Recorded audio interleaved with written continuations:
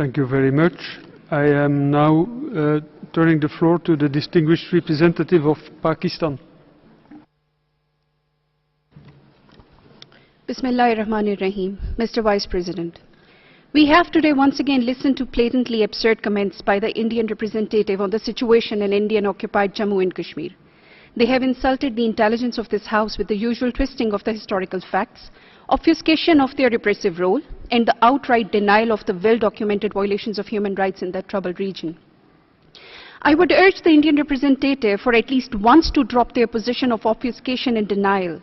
In this regard, I would request him to answer honestly and objectively a few simple questions. Can the Indian delegate deny that the situation in Kashmir is an internationally recognized dispute on which there exists a number of UN resolutions? Can the Indian delegate deny that the UN has expressly called for holding of an impartial plebiscite to ascertain the wishes of Kashmiri people? Can the Indian delegation deny that there are over 700,000 Indian military and paramilitary personnel deployed in Indian-occupied Kashmir, which amounts to a shocking ratio of around 1 military person to 17 civilians? Can the Indian delegation deny that since 1989, around 98,000 civilians have been killed in IOK and that they are all well-documented reports about mass graves? Can the Indian delegate deny that in the most recent upsurge of violence since 8th July, over 90 persons have lost their lives, 8,000 have been injured? Can the Indian delegate deny that to suppress the Kashmiris, the Indian armed forces have resorted to an indiscriminate use of pellet guns aimed directly at civilian protesters, resulting in 120 persons being blinded and many suffering from the grievous injuries that will blight their lives forever? Can the Indian delegate deny that the entire valley of IOK is under curfew since most of the past 2 months? And finally, I have framed these questions in a simple manner so as to facilitate clear and honest answers from the Indian delegate.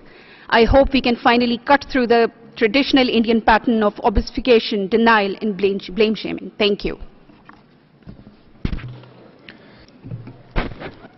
Thank you very much. I understand that 2 countries have asked for a second right of reply, and they are India and the DPRK. So I will now give the floor to the distinguished representative of India. You have the floor.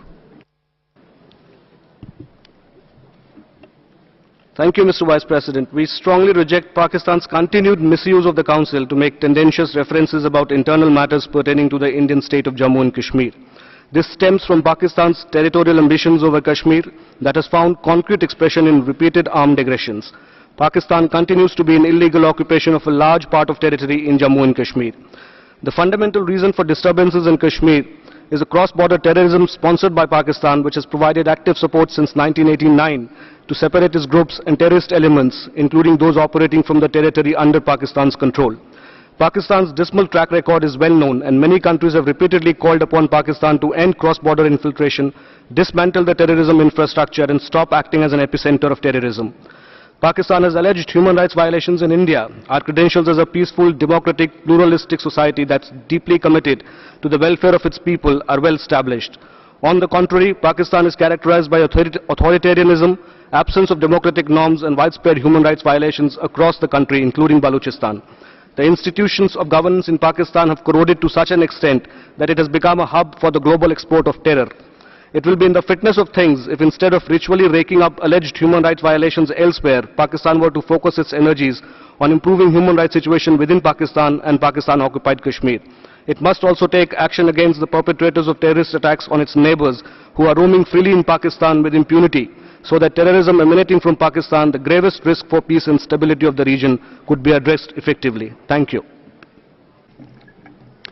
Thank you very much. I understand that the distinguished representatives of Pakistan and Japan have also requested a second right of reply, so I am now giving the floor to the distinguished representative of Pakistan. You have the floor. Vice President, regrettably, we heard with great patience and just the slightest and perhaps unrealistic hope that Indian delegation will accept but the historic reality about the international nature of the Kashmir dispute as well as their continuing terrible record of human rights violations. There is again no indication that they will own up to their incontrovertible fact that the terrible situation flows from the nature of Indian occupation and their unceasing oppression of the Kashmiri people. Accusations of trouble being fomented from outside is at complete variance from the facts on ground.